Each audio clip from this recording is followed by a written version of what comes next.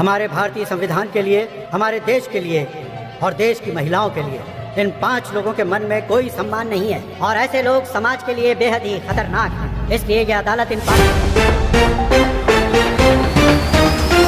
नमस्कार दोस्तों, बहुत बड़ी अपडेट निकलकर सामने आ रही है समर सिंह के तरफ से। जी हां दोस्तों, आप सभी को बता दूं कि आकांक्षा दुबे के अपराधी समर सिंह को न्याय मिल गई है। इस खबर को सोशल मीडिया पे काफी वायरल किया जा रहा है और इसी के ऊपर हम बात करने वाले हैं दोस्तों। तो आप लोग इस वीडियो में अंत तक बने रहे कि इस वीडियो का सच्चाई क्या है, इस वीडियो का कहानी क्या है, इस वीडियो का मतलब क्या हुआ था। दोस्तों आप सभी को मैं बता दूं कि सरासर झूठी खबर फैलाई जा रही है। आकांक्षा दुबे के अपराधी समर सिंह जेल से छूट गए हैं, सरासर झूठी खबर फैलाई जा रही है। जी हाँ दोस्तों, आप सभी को बता दूं कि अभी भी समर सिंह जेल में बंद है और पुलिस प्रशासन छानबीन में लगी हुई है। अभी कोई भी ठोस सबूत नहीं मिला है और इसके ऊपर कार्रवाई नहीं किया जा रहा है। बस समर सिंह को जेल में बंद कर रखा गया है। तो दोस्तों आप लोग कमेंट में अपना राय विचार जरूर दें। Thank you.